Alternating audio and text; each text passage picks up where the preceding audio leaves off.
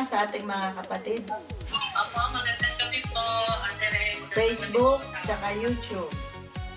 Magandang gabi po sa Facebook, YouTube, si Ate Rem. Magandang gabi sa ating mga kapatid. Kasi may nanonood sa atin kahit papaano. Okay? Apo. So kanina tinawagan kita, hindi ka nakasagot. Tama? Nalubat po kasi yung cellphone ko, kumuha po ng assignment yung anak ko. Okay. Janet Contigno, tama? Apo. Ilan taong ka na, kapatid? 35 po. 35. Nanonood ka ba sa ating art? Opo, Kahit, araw-araw po. kahit pa paano, mag-support. Lagi po ako nakasubaybay. Don't skip ads. Nagpatagal po yung live. Silent life, namatay na si Lola natin eh. So para sa interest ng ating, syempre for sure may interesado na malaman ng iyong kwentong kapatid. Kahit isa yan, interesado siya, babasahin ko talaga to. Ako, interesado ako, kaya babasahin ko. Yala. Hello po Ate Rem, Abara, hingi po sana ako ng konting tulong.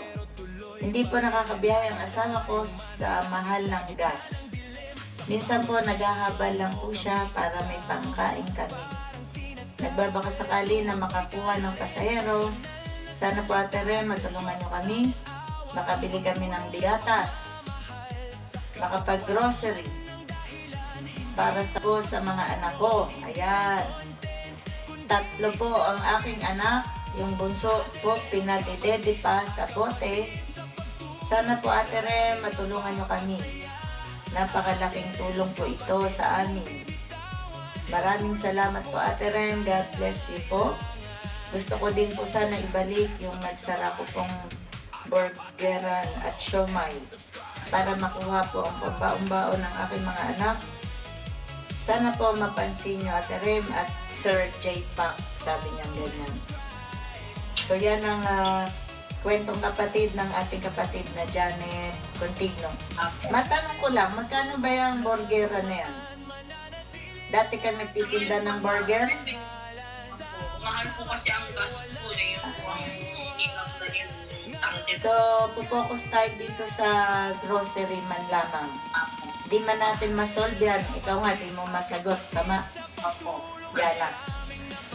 So, malay mo, patuloy ka lang sumuporta dito sa Rem Abara natin na Facebook account. Mag-invites ng friends.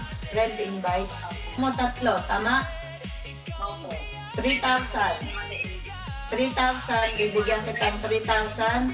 Meron kang pan baon-baon ng anak mo. Babilan mo namang ng biscuit.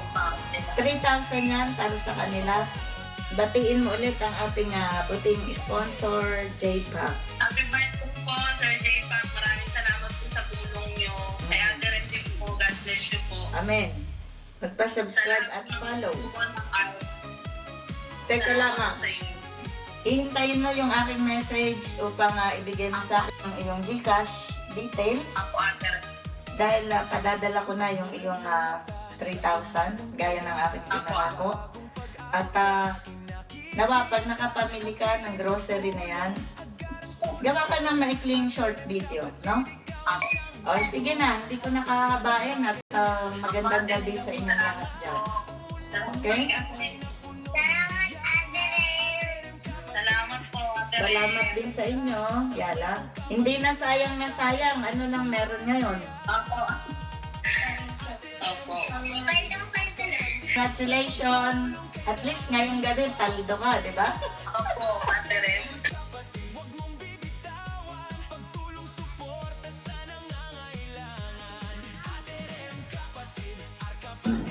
Thank you po, Ate Rem, at kay Sir J. Pak. Sana po marami pa po kayong matulungan. Maraming salamat po. God bless you.